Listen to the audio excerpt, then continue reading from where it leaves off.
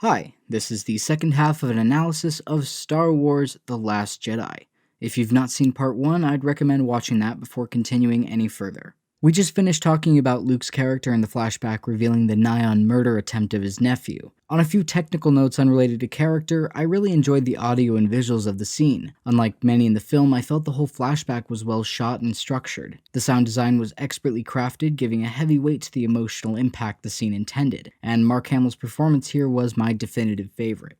Upon a first viewing, I can admit that I was fully immersed in the scene, even considering the content it held. But digging into the story once again, I've already attempted to quantify the objective flaws of the scene, observing Luke's degeneration from past representations and the disconnect from his foundations as a character. Proceeding beyond the flashback, Rey begins to give him a lecture on why he was wrong to assume the fixed nature of Ben's destiny. She appears to be convinced that he can still turn from the dark side and help them defeat the First Order, despite Luke's doubts. Rey, raising Anakin's lightsaber hilt, presents Luke with an ultimatum, calling him to action for the last time. Either you lead us, or I recruit Ben. When he bows his head despondently in refusal, she takes off on the Falcon. So, simply the imagery of Rey crouching over Luke, walking him through why the attempted murder of a child is wrong, that's absurdly backwards. It's crazy to think that this is what Luke has been reduced to. He's lived countless years in isolation, with all the time in the world to self-reflect on his past actions, only to have his entire system of morality shattered once a young girl lands and becomes his therapist.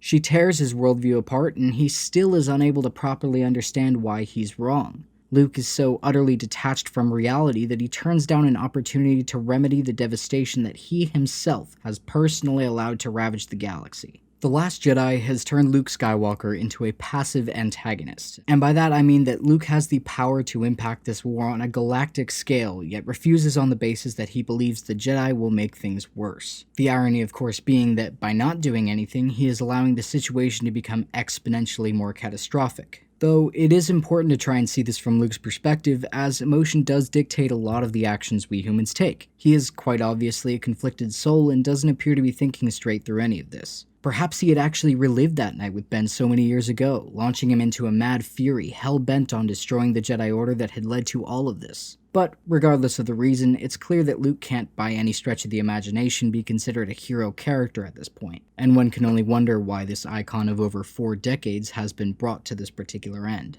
Continuing on, Luke changes into his ceremonial Jedi attire and approaches the tree with a torch, now intent on not only rejecting the Jedi Order, but annihilating it entirely. As he reaches the base, he senses something and turns to find the Force Ghost of Grand Master Yoda, standing in front of him. The decision by Lucasfilm to bring back a Force Ghost was something most audience members expected, and for good reason. We know very little about them, and what we do know is certainly anything but concrete. This allows for their existence to be very mysterious, and of course for beloved characters to return after death to commune with our struggling heroes. But this scene was incredibly poorly executed, leaving Yoda's cameo virtually without purpose. Running through the plot, Luke explains to Yoda that he's ending the Jedi once and for all by burning down the tree, along with sacred Jedi texts that are held inside. When he hesitates, Yoda summons a lightning bolt from sky and blasts the tree. Imbuing Force Ghosts with the potential to affect physical matter was absolutely a terrible decision, and while vastly affecting the importance of the Force Ghost at a conceptual level, it's not actually the issue I'm going to talk about. What I find to be of infinitely more importance is the way in which Rian Johnson's writing has motivated the deceased Jedi Master's character.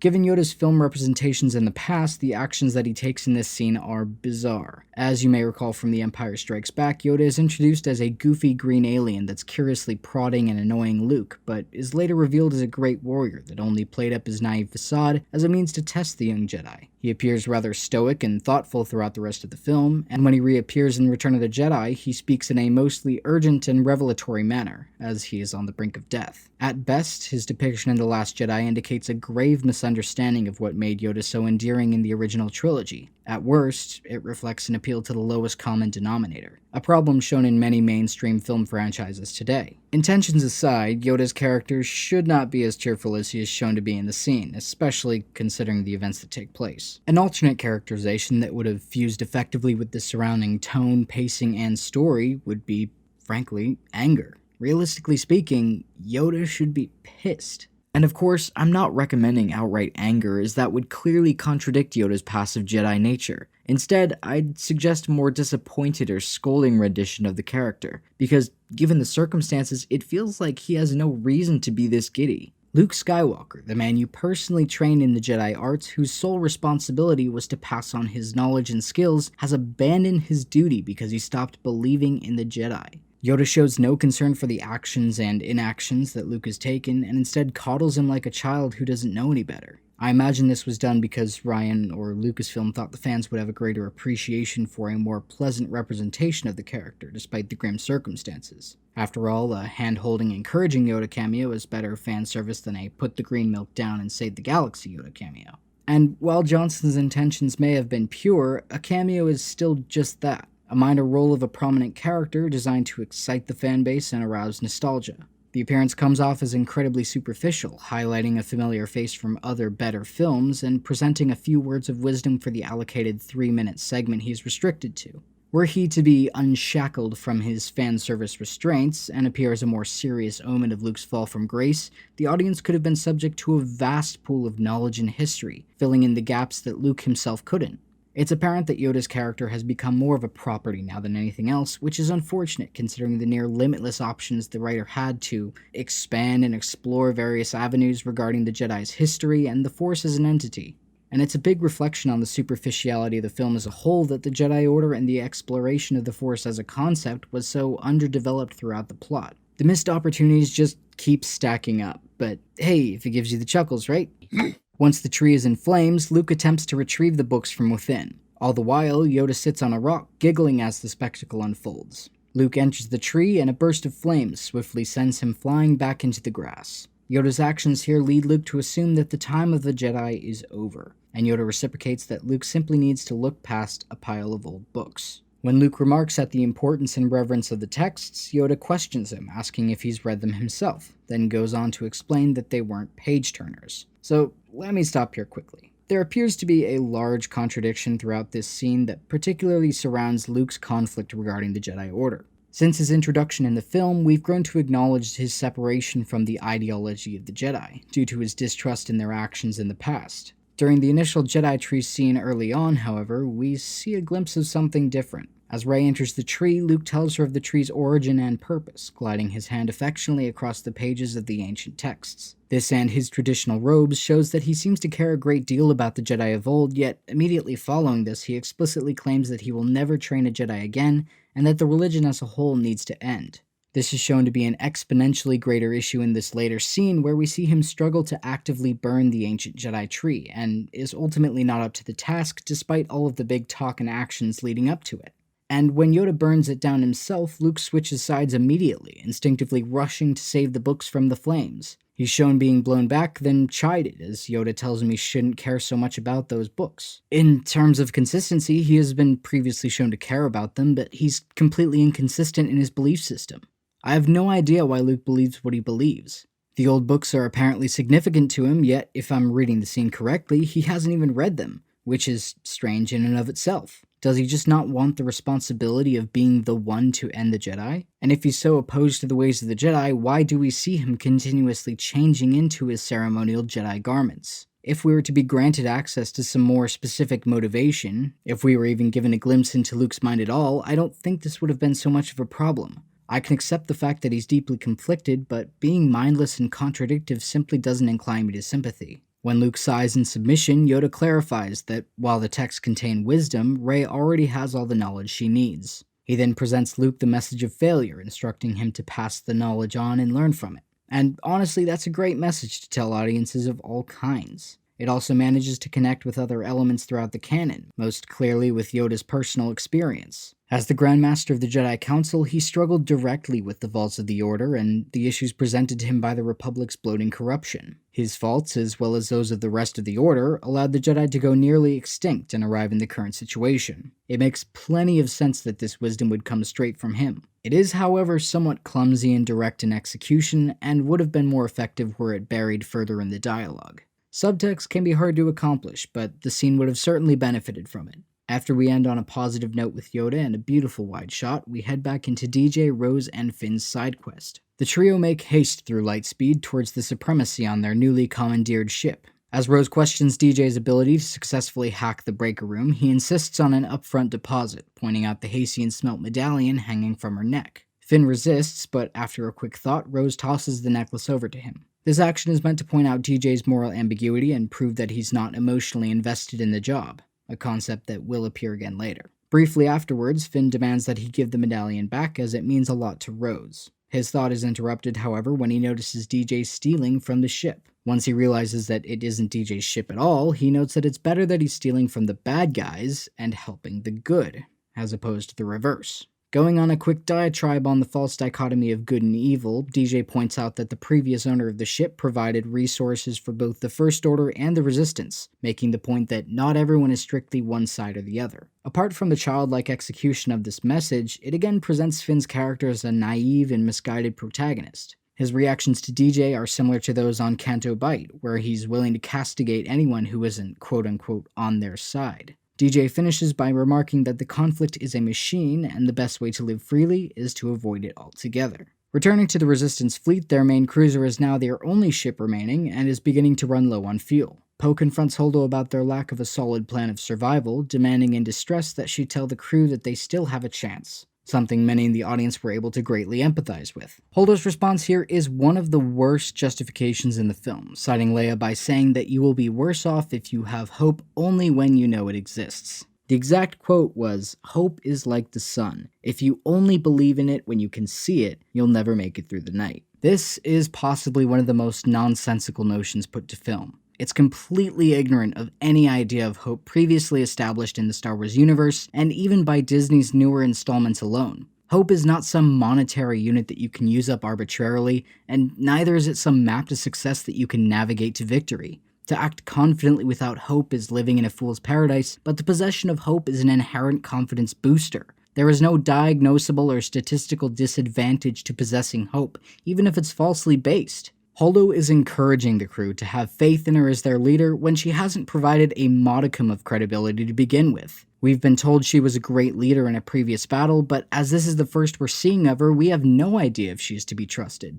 Holdo's allegiance has been questionable at best throughout the film, and everyone is expected to accept her sentiment as fact. To cross her is tantamount to treason, and treason is unacceptable. She has been placed as the supreme authority over the lives of hundreds of people, yet shows no form of compassion for the living or remorse for the dead. This isn't the beginning of some strategic coup d'etat. This is desperation. Jumbled, messy desperation. Poe is begging her to give him something to work with, a last resort before doing something crazy. The Resistance has been losing ships one by one, depleting the fuel in their main cruiser all the while. They're heading in no discernible direction and are expected to sit around and tumble face first into an early grave. They have no reason to be hopeful, and Holdo has made no effort to instill it in her crew. Yet the scene portrays Poe once again as the hot-headed fool that can't see the big picture, and Holdo as the preschool teacher attempting to calm down the troubled child.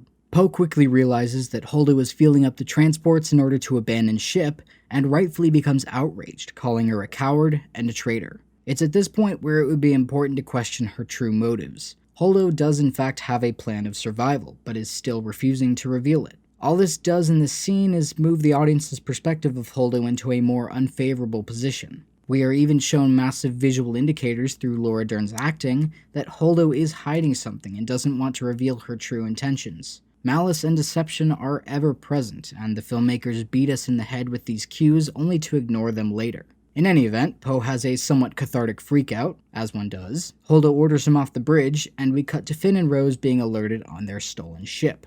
Finn mentions that they've found a codebreaker and are heading towards the Supremacy to shut down the tracker. Poe urges them to hurry, and we transition to the Falcon, which is also en route. Rey tells Chewie to drop her off, then leave immediately and wait until she signals for his return. And I can't help but feel the way that this film handled Chewbacca and R2-D2 was such a waste. The fact that the original trilogy characters are shoved to the side so carelessly really shows the priorities of the filmmakers and their approach to Star Wars as an IP. Managing a large cast can absolutely be challenging, and you may have to make some sacrifices when positioning the characters in their assigned groupings, but there appears to be little effort made to give these veterans of the saga little more than small background roles, which many longtime fans were understandably upset about. Once she departs in an escape pod, Rey flies towards Snoke's cruiser and is greeted by Kylo Ren.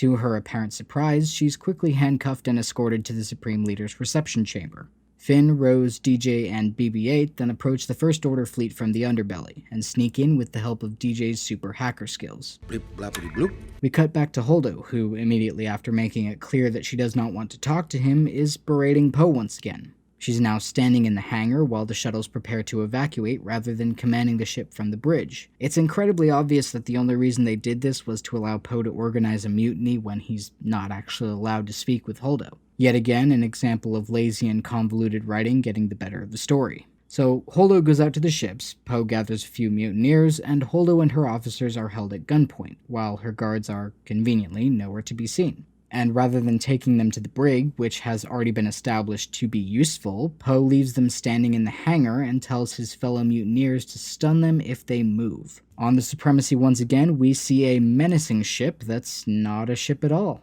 It's just a clothes iron. Wow. So our plucky heroes don First Order uniforms and head towards the breaker room. Right off the bat, BB-8 makes a lot of noises and comedically runs into a stormtrooper. Dumb droid.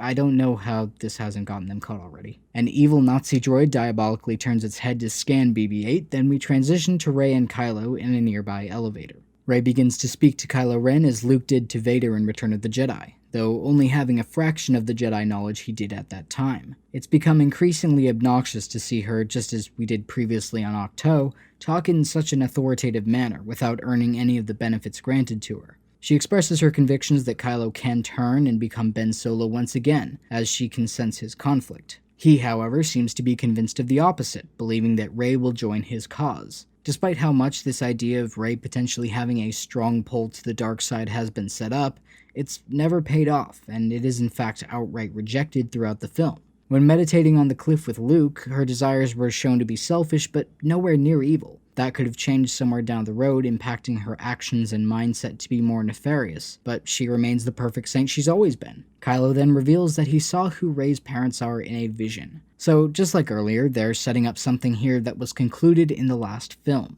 Her parentage arc was completed when Maz Kanata told her that the belonging she seeks is not behind her, but ahead. Rey seemed resolved by the end of the film, yet it's brought back and set up as an important component to Rey's character. She then fearfully backs out of the elevator to be greeted by the Supreme Leader himself, who welcomes her with a slimy grin. Moving back to the breaker room subplot, the protagonists manage to find the tracker and leave DJ to hack the door. Note the lack of guards, alarms, or any other form of security whatsoever. DJ uses the Haysian Smelt as an electrical conductor, then gives it back to Rose. The mindset of the codebreaker through this series of events now begins to come into question. Skipping past the strange events that led to his service, he offers to help the two, but requests that some payment be made prior to the actual job. He asks for Rose's medallion, knowing that he'll need it to break in, but doesn't tell them that. It makes no sense that he wouldn't simply mention that the Haysian Smelt will be necessary to open the door, but it's clear that it's done this way to shift the audience's view of his morality as the story progresses. Poe contacts Finn and announces that they're prepping the cruiser for Lightspeed and makes his way to the bridge of the Raddus. He reaches a control panel and, for some indiscernible reason, turns off the lights in the hangar. This allows Holdo to distract the mutineers by kicking a steam pipe on the ground, then stunning them with a blaster. Why were the lights turned off? What is the purpose of that pipe? Where did she get the blaster? I don't know. We now begin to intercut scenes quickly. DJ continues to work on the panel, the Raddus's bridge door begins to weld apart, the breaker room is unlocked, then the group gets captured by the First Order, where it's revealed that Phasma is indeed still alive and well. The bridge door breaks open and Leia walks in and stuns Poe. This is the moment where the film begins to turn on its head. Leia's coma has broken and she appears to have suffered zero effects from her spacewalk earlier, as well as wearing a palatable aura of plot convenience, considering the exact time she decided to wake up. Holdo is apparently the hero in all of this, as Poe's reckless actions have not paid off after all. It seems that she was right to not trust him, and is justified in her deception. Lastly, the entire Canto Bight mission was all for naught. The heroes have been captured, and will surely be subject to endless torture and interrogation. Everything seems to fall apart in the worst way possible, not only ignoring obvious flaws, but pushing the story in directions that show clear signs of going nowhere. The writer appears to have a personal investment in and bias towards some certain characters, and writes them as more virtuous than others, despite the facts of the situation that he had complete creative control over. Back in the hangar, Holdo places a hand on an unconscious Poe's cheek, calling him a troublemaker, and exclaims that she likes him. She turns to Leia, who heartily agrees with her. The fact that Holdo's able to say this after showing nothing but disdain for Poe really speaks to her utter ignorance and obliviousness to the world around her. It's also a disservice to Leia's character to have her siding with this incompetent woman who was unwilling to divert from her original plan, even when the lives of not just Finn and Rose, but by extension the whole Resistance, were at risk. Leia continues and tells her to board her transport when Holdo explains that she's resolved to stay behind and sacrifice herself. She makes some excuse about needing to pilot the ship, which doesn't add up as some form of an autopilot or droid could easily be tasked with that function, but going down this line of thought, is that even necessary to begin with? You're floating in space, moving forward at a constant rate of speed. I doubt a single button would need to be pushed to keep the ship running while the evacuation is executed. In any case, Holdo watches the ships take off, and a voice over the radio says that cloaking has been activated. In the throne room, Rey has her handcuffs taken off in another obvious adulation of Return of the Jedi. The difference being when it happened then, Luke was pitted to fight Vader. His handcuffs were removed for a reason. Snoke is just gonna kill Rey, so it's strange that he even gives her a chance. Anyway, he begins talking about the balance of the Force as Luke did earlier and how it will always fight to keep both sides equal. He pulls Rey towards him with ease and she mocks him, saying that he's underestimated Ben Solo. Snoke reveals that he organized their Force conversations all along and planned for this to happen, establishing again that this creature is an immensely powerful being. He says he wants the information about Luke Skywalker's whereabouts, then he will kill Rey. He pushes her up in the air and pulls the information from her mind. The allusions to Snoke's desire for Rey in The Force Awakens indicated something larger and more malevolent than simply her execution. If he just wanted information, tasking Kylo would have saved everyone's time. This reveal also lays bare the generic aspirations of the First Order as a military unit. They want total control and take out anyone who might dare threaten their accumulated power. See, the Empire was actually interesting.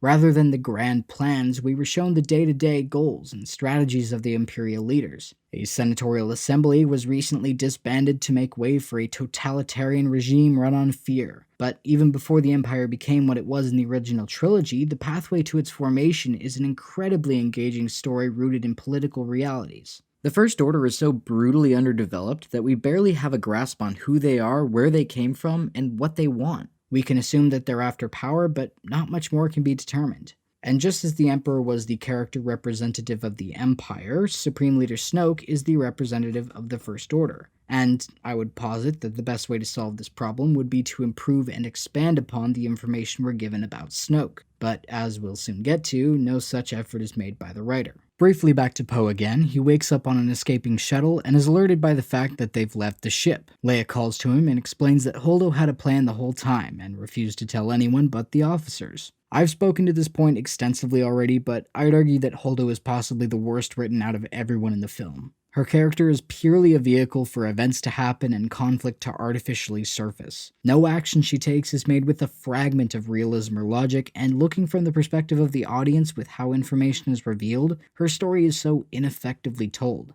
This is yet another example of Rian Johnson's bias playing with our emotions in the most negative way possible. He sets up Poe as a wronged hero by this shifty admiral whom we've never met, and slowly crafts her as this more villainous character as the story goes on, only to climax with the realization that she was right all along, and you, the audience, are stupid for thinking that she was evil. It's the worst kind of anticlimax, and it's a method that Johnson excels at in The Last Jedi. So Finn and Rose have been captured and we discover that DJ has betrayed them. He used the information of the Resistance's plan as leverage for release and payment, and the First Order officer says that they ran a decloaking scan to reveal the Resistance ships evacuating. They begin to blow up shuttles, and Holdo urges them to continue on. Again in Snoke's domain, the Supreme Leader announces that he will obliterate Luke and the entirety of the island on Ahch-To. Rey tries to grab her lightsaber, but we see again how immensely powerful Snoke is.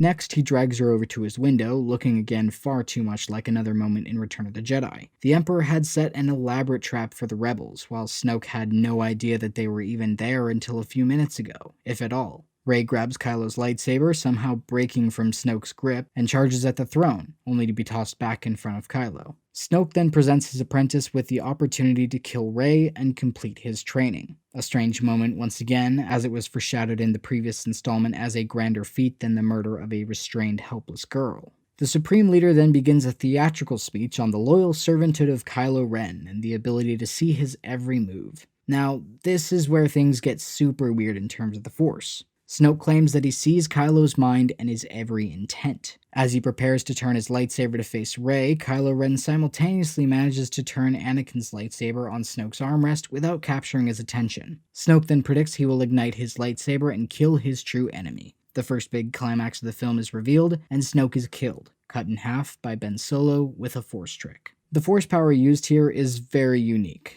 Kylo seems to be able to project a fake version of his emotions and intentions to mask what he's truly going to do. And the power dynamics of this film are all over the place. It was established that Rey was able to stand up against Kylo in The Force Awakens when she resisted his mind torture, and just earlier in this scene, Snoke was shown to be immeasurably more powerful than Rey. That would lead the audience to assume that Kylo would be stomped like a bug if he stood up against Snoke in his knowledge and mastery of Force powers. So how is it that he's able to trick him like this? And if it's not about a Force power being used here, how is Snoke not seeing exactly what's going on? After all, this is a circumstance mere seconds away from coming to fruition. How is it that this all-powerful godlike creature is not able to detect his trick, or even the movement of the blade right next to him? A common defense cites Snoke's overconfident, cocky nature, which I would simply rebut as a pure cop-out. He boastfully flaunted his power, sure, but only because he did in fact have the power. He wasn't feigning superiority, he was legitimately the most powerful being we've seen in all of Star Wars.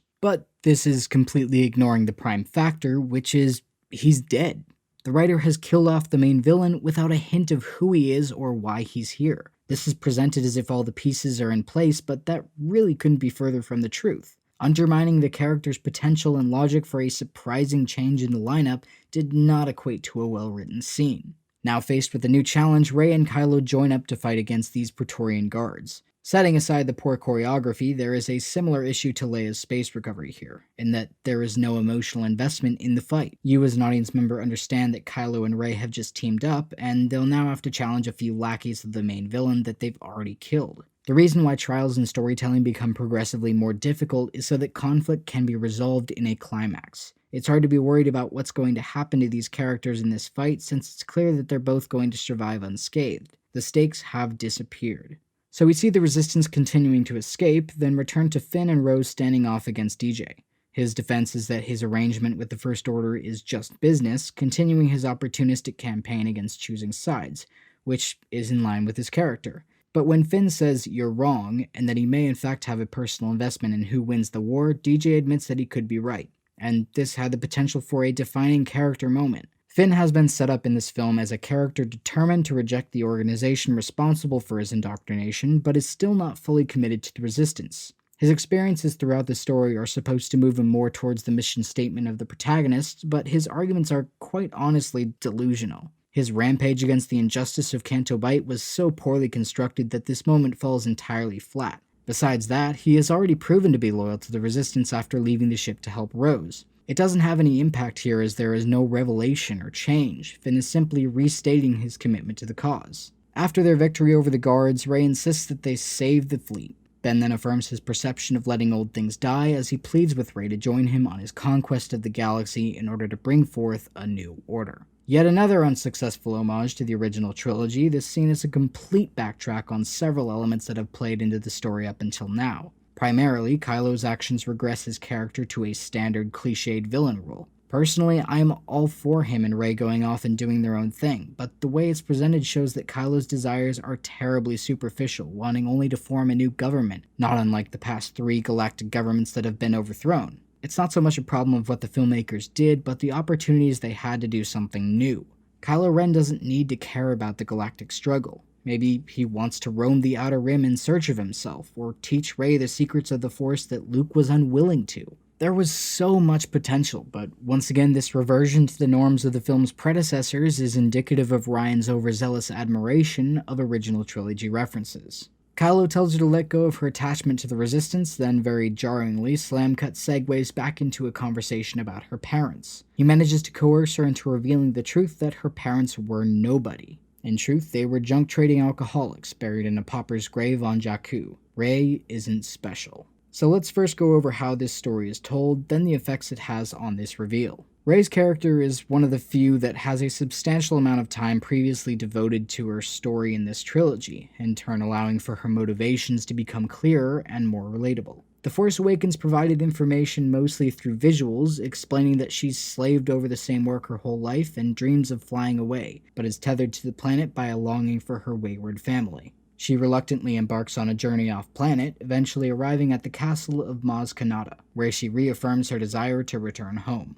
Rey is told by Kanata that her parents are not coming back for her, and is urged to aspire to the Force. Maz advises that Rey's journey lay not in the past, but in the future. Her goal now should be to find Luke Skywalker and discover the awakening Force within her. It's unclear whether or not she accepts this truth, and we proceed with that thought looming until her victory over Kylo Ren. When we move into The Last Jedi, her motivations begin consistently. She tries to focus on the future, but continues to find herself stuck on her parents. And throughout her arc, two separate, equally important elements affect her character. She falls prey to the temptations of the dark side, and converses with Kylo Ren through the Force. Ben Solo serves as Rey's Bête Noire during his scenes, and constantly pushes his ideology on her. During one of their interactions, Rey reacts defensively when he insists that she was thrown away like garbage, her abandonment issues left exposed. He then notes how she's made intermediary father figures of Han and Luke, again displaying her obsessive search for belonging.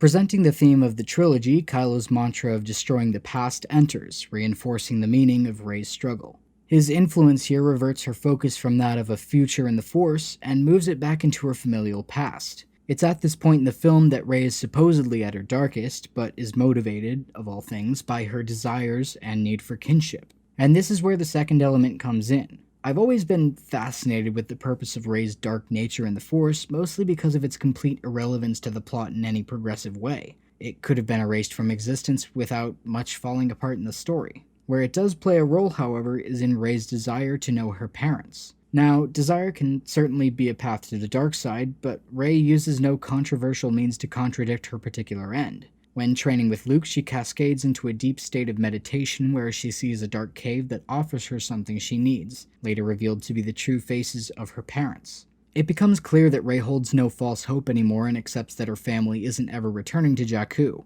This is where we see a shift from her initial desire. Rey, knowing now that she can't be with her parents, wishes to know their identity. This becomes especially evident when Kylo recites his Let the Past Die overture, then subsequently in Rey's trippy mirror cave scene. Retracing our steps back to the throne room elevator, Kylo says, "I know who your parents are," now inexplicably with the knowledge of what she wants to know. And it's at this point where I've reached the crux of my argument. Somewhere along the line, the standard has changed. Up until a certain point, Rey's mindset, as in why she wants to know who her parents were, could have been left to conjecture. Perhaps she was searching for closure, looking for a role model, or even thought it may bear some fruit into the mystery of their disappearance. This scene between Rey and Kylo Ren, however, closes the door of speculation, and provides a new, very obscure explanation for the fervent search for her parents' identity. As Kylo coaxes the answer from Rey, the audience is left stunned at the prospect of Rey's parents being nobody. So let's break this down.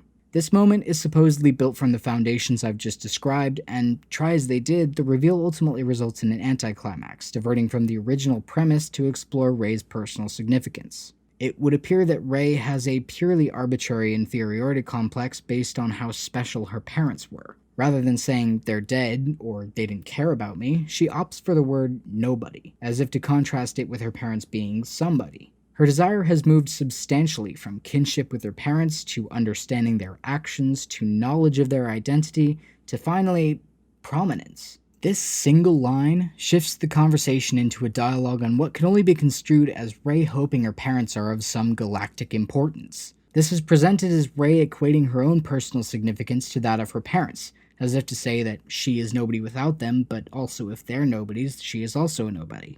It's self-defeating, and it's exemplified when Kylo says, "You come from nothing, you're nothing," as if to correlate her moral worth with ancestral status. I hesitate to even search for a reason why she would think she was from something anyway. She was born to seemingly destitute parents that sold her to a scrapyard vendor and never returned, leaving her at a young age in the middle of the desert. There was no indication in any of the information we're given that there was anything special about Rey's ancestry. The only hints of anything extraordinary come from Rey herself, which brings us to the core of the problem. Up until now, I've obviously been avoiding the more meta territory of the subject, but since it's important to understand the full context of this component, I'll briefly touch on the fact that this arc of Johnson's screenplay was written as a response to the many fans that used Rey's parentage as an outlet for theories as to the nature of her Force abilities and mysterious background. Rey's character has been a large point of contention due to the lack of explanations given through both The Force Awakens and The Last Jedi, and aside from acting as a distraction from the story, this decision shows as an obvious ploy to subvert the supposed expectation that Rey's parents would be a famous canon character,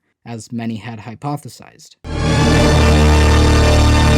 Towards the end of the first part of my analysis, I spoke to the issue of fan expectations, and how nothing is truly set in stone. This has discernible applications here, where a fan can speculate on who Rey's parents will be, but still be pleased with the outcome in the film despite those reservations. It's all about execution. And aside from impure motivations of the arc, it's answering a question that nobody in-universe was asking. The reveal was set up throughout the film to be important, but comes off as a hollow prank, only designed to satisfy the prankster. With this revelation, the audience is given nothing new or substantial to think about, and is left with more questions, not less. The way the dialogue is written also appears to extend directly to Rey's abilities, as if the character herself wants to understand why she's so incredibly overpowered and perfect, and acts as if she's searching for her parents so that her unique situation can be properly understood. But worst of all, there's nothing beyond the reveal. Nothing to think about, nothing to discuss. Her parents are dead, and it doesn't matter.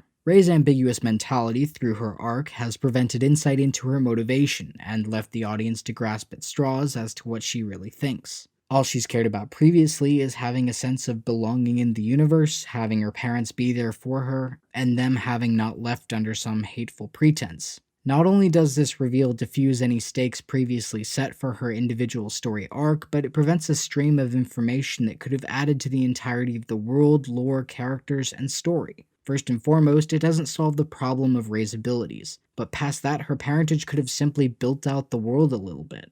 Regardless of their impact on the story or even Rey's character, their lives could have widened the audience's perspective of a very narrow universe so far. Lastly, and most important, this reveal had the potential to dive deep into Rey's many personal issues. Her fear of abandonment, her need for purpose and belonging in a united cause, her struggle between Luke and the Force, and her parents in the past, all leading to her dark side exploration of the Force. I only wish that Rian had provided some small bits of dialogue or action that could have shed some light on this. Rey and Kylo's dynamic was one of the closest elements in the film that I could come to considering good, but it still missed some of the fundamental building blocks necessary to bring it beyond a simple flawed concept. Kylo extends a hand, asking her again to join him. We begin intercutting the three plot lines now as Holdo comes up with a plan of action. The First Order is alerted to the ship that is preparing to jump to light speed, and Hux disregards it as a distraction, which is one of the first sane military moves he's made. Were I in his position, I would have said the exact same thing. Better to take out the transports with all the people in them rather than the big ship with only one person in it, but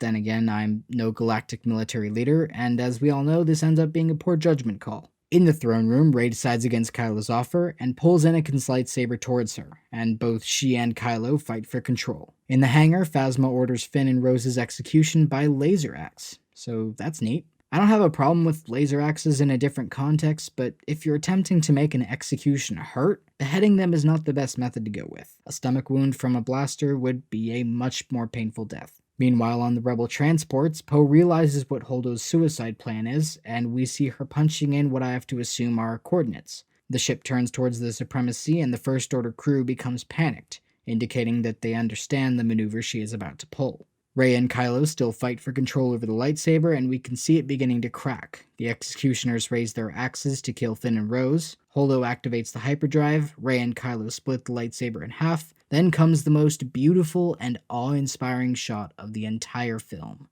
I was blown away with this scene when I first saw it in theaters. The way the sound cut out and the lights flashed, it was technical perfection.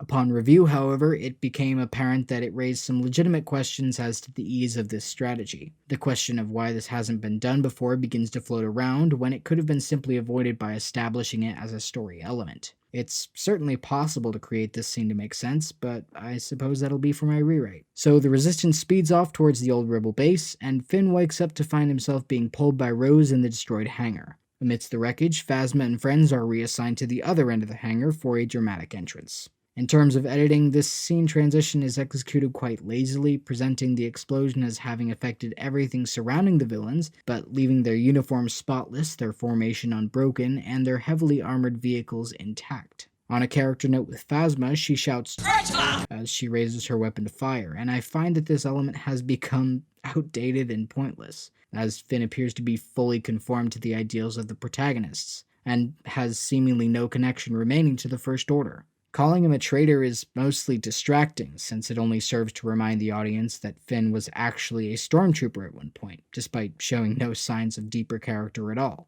But as she raises her blaster to fire, Phasma is interrupted by large turret shots fired from an AT-ST that is revealed to be piloted by none other than BB-8. Repeating the comedic pattern from earlier, BB-8 is essentially the deus ex machina that appears when and where it's most convenient. And I'm not sure the programming capabilities of BB units, but piloting a walker is an impressive feat that I personally feel shouldn't be this easy. The audience is now subjected to a bevy of awkward moments and blatant issues, including Finn and Rose doing a literal comedic double take, Phasma's armor shown to be impenetrable, a random gunner spawning in the middle of the hangar, and said random gunner ignoring Finn, a clear open target. And it just gets progressively worse from here. Finn is approached by a trooper that walks up to him and straight into his baton instead of shooting him from a distance. He progresses towards Captain Phasma and engages in melee combat, which is ridiculous to think about when considering the extreme level of skills and experience that Phasma must have as the supposed number 4 in command of the First Order. The fact that Finn's crazy enough to challenge her, let alone able to stand up against her, is insane, having only the credentials of a low-level sanitation worker.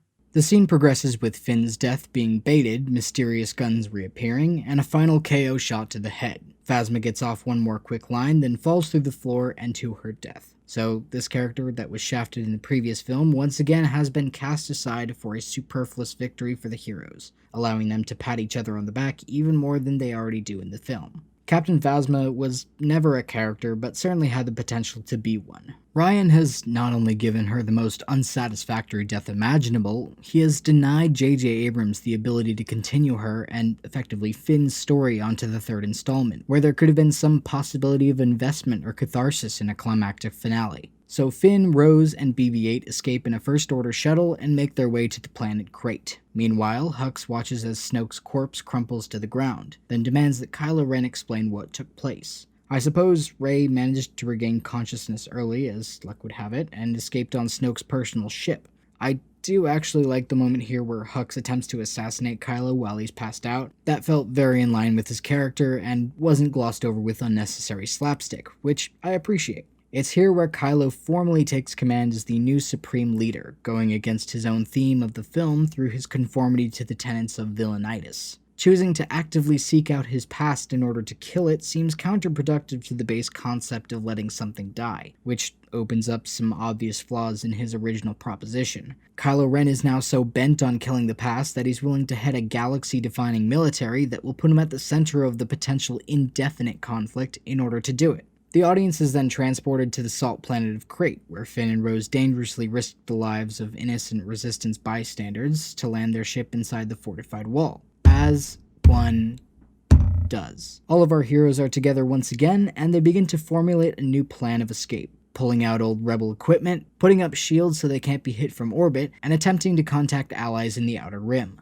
We get a quick line about a battering ram cannon containing miniaturized Death Star technology that will break the door open, then hear Finn say a few words to motivate the disheartened Resistance, supposedly showing some form of character progression, but it just isn't there. Were some of his deleted scenes present, it would be more excusable, as Finn explicitly rejects the Resistance and expresses his care for Rey. But as it stands, he appears as a Resistance member that is commended throughout the film when he paints broad strokes about caring about the Resistance. One salt joke later, the rebels launch their ski speeders with no discernible attack plan. The First Order launches fighters in retaliation and begins to pick off the speeders quickly until Rey swoops in on the Millennium Falcon and masterfully lands 3 kills in her first shot as the gunner. In no universe should this be possible, yet Rey's list of beneficial powers remains ever growing. As the Falcon manages to somehow attract every single TIE fighter away from the speeders, Chewie maneuvers through a fissure in the mountain, knocking off fighters with porgs flying around the cockpit all the while.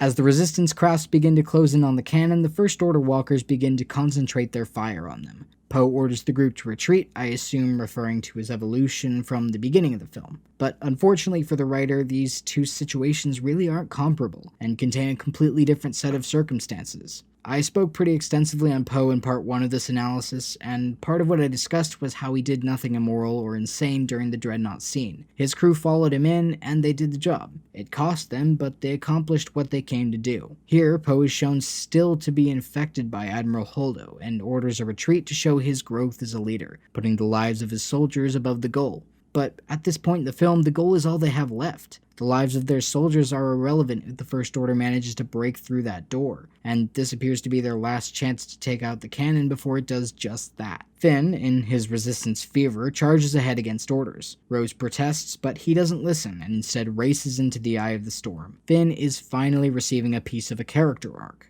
Rather than spouting nonsense and switching around his beliefs, he has decided to stand and fight for something greater than himself or Rey. He's fighting for the cause. He's setting aside his personal feelings for Rey and his general fear of the cruel monsters that indoctrinated him, and is sacrificing himself for the greater good. So let's talk about Rose real quick.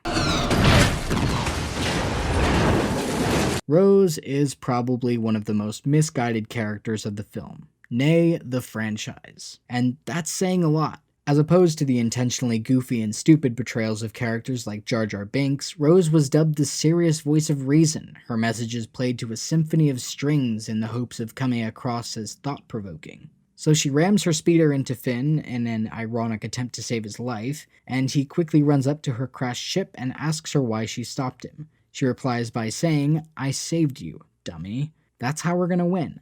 Not fighting what we hate, saving what we love."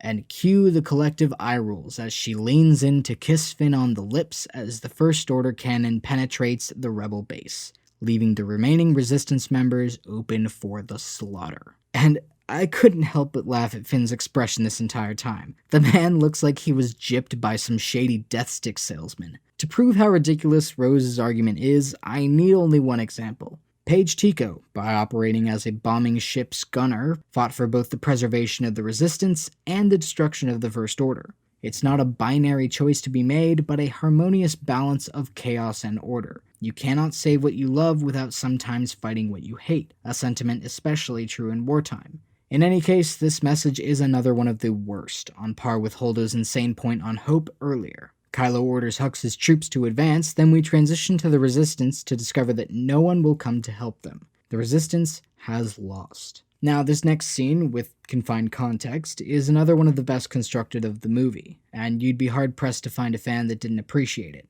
Leia looks up as Luke Skywalker emerges from the shadows, moving in front of her and sitting down. He apologizes for everything that's happened and says that he's going to face his nephew. He gives her Han's dice, kisses her on the forehead, then walks out to face Kylo Ren. I found myself really enjoying this scene, but it's certainly not without its problems, especially when recontextualized later. Luke contradicts himself when he says he can't save Ben Solo, most likely meaning that he's on the dark side now and there's no turning him back. Another slight against Luke's character, but then immediately afterwards Leia says she knows her son's gone, and he replies that no one's ever really gone. Doesn't make much sense. And then there's the whole thing with the dice not really being a symbol of Han, but of his ex-girlfriend, which makes it a bit awkward. But he says his piece, winks at 3PO, then walks out of the smoky cavern, with all of the rebels watching in awe as the legend himself returns. The score here was phenomenal, and pairing with the visuals, Johnson built up the tension wonderfully. This was the return of Luke Skywalker, something audiences have been waiting over 35 years for. He stands confidently in front of the walkers, and Kylo's rage is brought to the forefront as he orders every gun to fire on him. Honestly, I really liked all of this. The standoff, the fight, everything. At least, until I found out that none of it was real. So what you're saying is that what you experienced in the simulation didn't really happen or even matter? Yes, that's correct. So it was sort of like a dream? No, it was a simulation. Yes, but theoretically, if someone watched the events of that simulation from start to finish, only to find out that none of it really happened, I mean, you don't think that would be just like a giant middle finger to them? Well, hopefully they would have enjoyed the ride. I don't know, man. I think you piss a lot of people off that way. This scene just degraded severely in quality for me over time. While I was completely immersed in my first sitting, future viewings were much less impactful with the active knowledge that he wasn't actually doing any of these incredible things. So while this is happening, Poe and the others try to find a way out while Luke stalls for time. Finn, determined to fight for the Resistance, suggests that they stand and fight, while Poe now appears to switch his personality entirely in order to act as an advocate for Holdo. It's funny that Finn speaks as if there's something they can do to help Luke, and his new motivation to fight for the Resistance has turned him into what the film tried to make Poe earlier. He now is hot-headed and impulsive, making rash decisions in an effort to defeat their enemies. But similar to Poe, he hasn't actively put anyone else in danger with his suggestions. He flew into the cannon himself, putting only him in the literal line of fire. Later, he recommends that they help Luke as he's massively outnumbered, but is rightfully shut down since there is nothing they can logically do to help, and would be best served to escape while they can.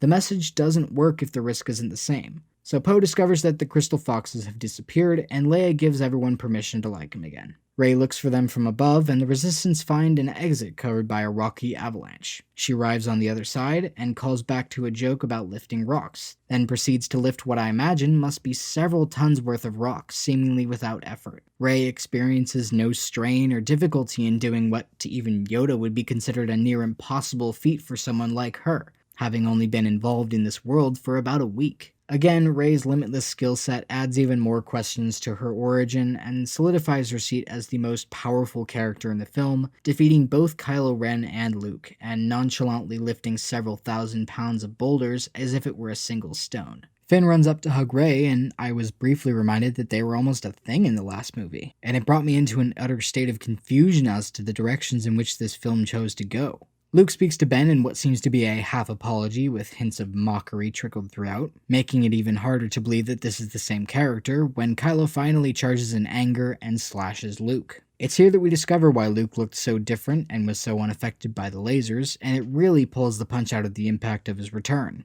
Luke has projected an artificial version of himself to the planet in order to distract Kylo from the escaping Resistance. And this problem wouldn't be nearly as severe if it weren't for the following scene. Luke, having exhausted his powers, collapses in fatigue on the rock. He manages to pull himself up when his eye is caught by the binary sunset over the horizon. He remembers who he used to be, and has successfully regained the morality of his youth. He is himself once again, and I would have loved this scene were it not for one reason. Luke Skywalker is dead. Alluded to through Rey and Leia's connection to the Force, the filmmakers attempt to give some warning, but I personally couldn't have been more surprised and taken aback by the decision to kill him off as arbitrarily as they did. It's akin to a character having a heart attack in the middle of a battle, where it's not motivated by any consistent standard and shows as somewhat of an afterthought. This is not redemption. Buying time for the 12 remaining Resistance members without doing anything to dismantle the First Order's corrupt chokehold on the galaxy is not adequate to atone for his actions. From the moment Luke abandoned the galaxy, he owed a debt. He allowed the creation and training of Kylo Ren by Snoke, and in turn allowed the manifestation and subsequent campaign of the First Order. He had the power to act, yet refused, and in order to pay off his debt, he had to clean up the mess he's created. Clearly, this is not what we got. Kylo is now more evil than ever, the First Order's power hasn't diminished, and the Resistance is now down to a handful of people because he was unwilling to act sooner. He is handing Rey the responsibility of the Jedi Order, the saving of the Republic, and the destruction of the First Order, most likely including Kylo Ren. His selfish withdrawal from the galactic struggle has led to all of this, and now rests contently as if he's earned any peace of mind. But now Kylo has one final connection with Rey, ending in her closing him out completely. And the fact that we're back at square one with Rey and Kylo's relationship is what makes me more upset than anything else. All the pieces are in the same place as they were at the beginning of the film, except now the two most powerful and revelatory characters we had are dead. The Falcon blasts off, managing to somehow avoid the First Order fleet, and the Resistance reunites in jubilation, despite losing basically everything they had. Finn opens a drawer to reveal that the Jedi texts have not been incinerated after all, since Rey apparently stole them. Looking back to Yoda's monologue, it now makes sense why he was so unmoved by the scorched tree, but his deception and cryptic dialogue remains a mystery. Also, Rey is a thief? Finn tucks a blanket over Rose, and Rey looks on at them, possibly setting up some form of love triangle. Rey then reunites with Leia, making light of Luke's death, but saying he went with peace and purpose. She asks how they can start a rebellion from this, holding the broken pieces of Anakin's lightsaber, and Leia responds that they have everything they need. The overall optimistic tone of this ending is extremely out of place, as the Resistance is not only at their weakest in terms of numbers, but in their weaponry and resources. But that's not actually the last scene of the movie. The final moments of the film are relegated to the slaves of Canto Bight, who tell stories of Luke Skywalker before being reprimanded by their grotesque alien overlord. One of the slave children walks outside and uses the Force to pull a broom into his hand. Staring at the stars, he hopes for a better future because of the Resistance. Ignoring the world building and logic questions that arise from this scene, these characters are used in this film as props for the future of Star Wars, where the original characters will continue to recede in the distance. Out with the old, in with the new. And that's the end of the film. That was Star Wars: The Last Jedi. I can count on my fingers the number of things that this horror show did well, and even then, most of those elements contain baggage and context that brings the overall quality down severely. Every viewing appears to bring new issues to the forefront. Everything simply falls apart upon closer examination. The Last Jedi is a masterclass in narrative storytelling and dramatic structure, but for all the wrong reasons. It provides clear examples of how not to write characters and story progression, with an emphasis on world building, character and story logic, continuity, tone-deaf comedic beats, underdeveloped or unmotivated elements, messages and themes, and an overall lack of unity with the rest of the franchise. So, I want to briefly recap breakdowns of the individual characters, as I want to be crystal clear on how every single major character in this film has been ruined. Not a single one was left untarnished. Some were definitely worse off than others, but all are worthy of criticism. So let's begin with Rey is an enigma.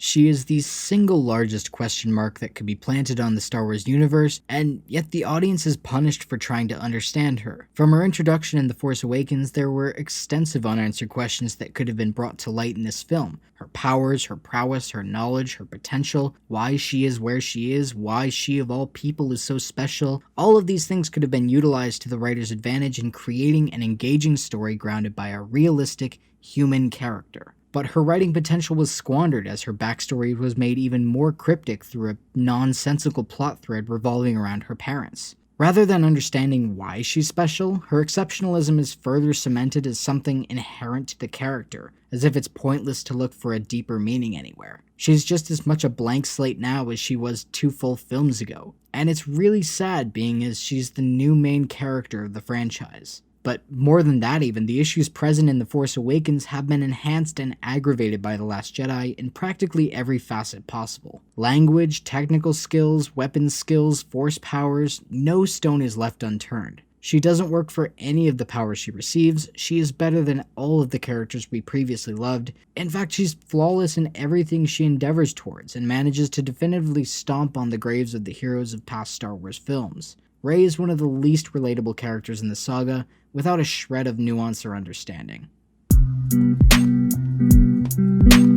After a fairly decent arc in the first film, Finn bounces across the spectrum in The Last Jedi. He begins as a bit of a drifter, detached from his life as a stormtrooper but not fully aligned with the Resistance. His primary concern is Rey's safety, and sticks around initially for her benefit. His care for her is what I think makes him one of the better characters in the film, since he has a directional emotional drive leading him always in her trajectory. But his arc is sadly botched in service of the grand message of the A-plot, being Poe's lesson on leadership and risk in battle, turning him into another hot-headed fool. His role in the Canto Bight subplot and the subsequent Break Room subplot have also served as massive hits to his character, acting as an information dump for the First Order intelligence, and turning somewhat anarchic in the casino.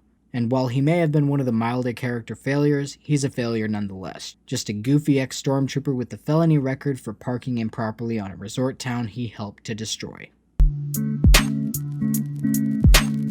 Poe has become an increasingly tedious topic to discuss, largely due to the influence of Admiral Holdo, but more than that, the influence of a message. He begins as an ace pilot who makes a tough call for the survival of the Resistance, and ends as a rehabilitated leader that knows when to pull out of a dangerous situation. His entire story is done so poorly that by the end, his character has been molded into this incoherent and inconsistent fool whose knowledge of military strategy has regressed. Everything he did up until Crait, Mutiny and all, was completely justified, making the agenda behind the dramatic change comedically apparent. Rian wanted him to learn an important life lesson, but didn't take the time to explore his actions and their individual circumstances. What was once a risk-taking hero has become a cautious and tepid leader, and the dots simply don't connect.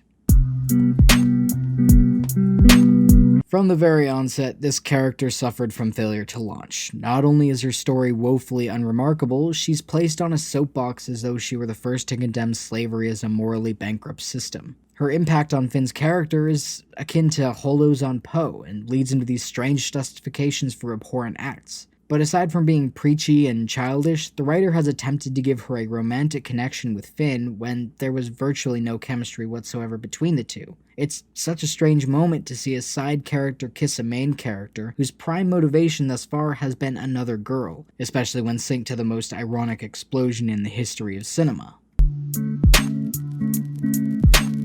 They were so close to saying something with Kylo. They had almost reached an effective talking point before reverting to the villain's formulaic aspirations. But even if he had gone in that new direction, his story isn't flawless. His relationship with Rey remains a distinct speed bump in his character's progression, acting murderous in one scene, then gentle in the next, with no recognizable transition in between. He was up there with Finn in terms of arcs almost being completed, but was similarly halted, leaving the film with another hollowed-out shell. After being set up as a shadowy villain pulling the strings in The Force Awakens, Snoke has been reduced to a cocky spa patron with more power than we've ever seen before, leading up to one of the most shocking and pointless deaths in the franchise. Everything that The Force Awakens showed about Snoke led the audience to question the motives and origin of this character, where he came from, what his stake in the First Order was, how he grew to be so powerful in the Force, how he became so deformed. These were all interesting attention grabbers that could have been explored. Oh, your Snoke theory sucks? Well, your Snoke story sucks. You've dedicated a substantial amount of time to demonstrating how incredibly powerful this being is, only to kill him with a sleight of hand trick used by the weakest Force wielder in the room. And now that he's gone, it has been made so much harder for Episode 9 to have clear stakes with no main villain to fill the void created by this film. Oh boy, here we go. Admiral Holdo, possibly the dumbest idea of the film. A character of authority who doesn't tell her underlings her plan of action, leading said underlings to panic and organize a mutiny, only to realize that her plan was great and they were wrong to suspect that her intentions were anything but pure, despite not knowing anything about her and finding everything she does to be suspicious, bordering on treacherous. Poe is destroyed by this character. Her skewed logic of leadership also bleeds into Leia's message, which allows for Poe's horrendous shift later. She is a virus, not making a single sensible choice up until and including her sacrifice run, thus earning her the place as my least favorite character of the saga films. Unfortunately, this was Carrie Fisher's last performance, and I hate to knock her character out of respect, but her role in this film is mostly pointless. And even when it's impactful to the story, it's incredibly hollow. Her fake death was used as a prop for Holdo to rise up, and her message to Poe was mostly feeding off of Holdo's nonsensical motives. She berates him for the Dreadnought plan, which in fact saved their lives in hindsight. She uses the Force, but effectively doesn't change anything. Stuns Poe and tells him that he was stupid for mutinying, because questioning your leaders is a no-no. And once Poe makes his responsible change, she gives him command and slides back into the shadows. Rest in peace, Carrie. I'm so glad you were at least given a moment with Mark. And here it is. I've pretty much covered everything I can about my feelings on how they've treated Luke's character, but a summary is in order. This is not Luke Skywalker. Mark Hamill is no longer playing the same character as he did in the original trilogy, and his early thoughts on his character's writing show how out of touch Rian is with what Luke should be. He has become a husk of his former self, holding only pessimism and disdain for the future of the Jedi. Throughout the film, he changes, but only after a painstakingly destructive process, rejecting the call to action many times before finally obtaining the realization that he has been foolish this whole time. But even after he returns, rather than attempting to make amends with Kylo, he faces him, mocks him, and ridicules him. And even after all of this, he returns to Ahch-To and dies, with seemingly no warning. He gets no powerful redemption as the hero his legacy proved he was, no attempt to pull Kylo back from the light, apologize for his mistakes, or make peace with Rey. He is a failure through and through, and is left no chance for redemption in the final chapter of the trilogy. Luke is dead. not only in word, but in deed. And as for the other minor characters,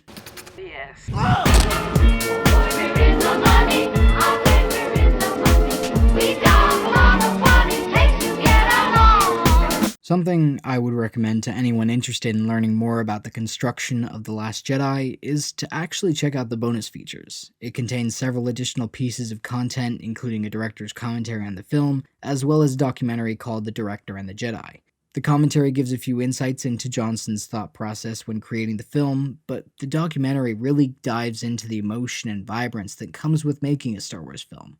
I personally always find myself very conflicted when watching it, as it's honestly much better constructed than The Last Jedi itself. It's incredibly bittersweet to see all of these people working so hard for this product of Ryan's imagination, as I know everyone involved must have put their heart and soul into making this movie. Seeing all of the original cast and crew working to forward this story for Ryan, particularly Mark, is so hard to watch because of how the film turned out and all of the drama surrounding it. But my point in mentioning this is that you can really see a human side of the production rather than the corporate money-making side, and I really sympathize with Ryan's struggle to create something like this, all of the pressure he was under, every second guess thrown his way. His instinct to block out criticism, however, prevented him from seeing the forest through the trees. And I understand the temptation to stick to your gut in the face of skepticism, but nobody should be satisfied with a first draft.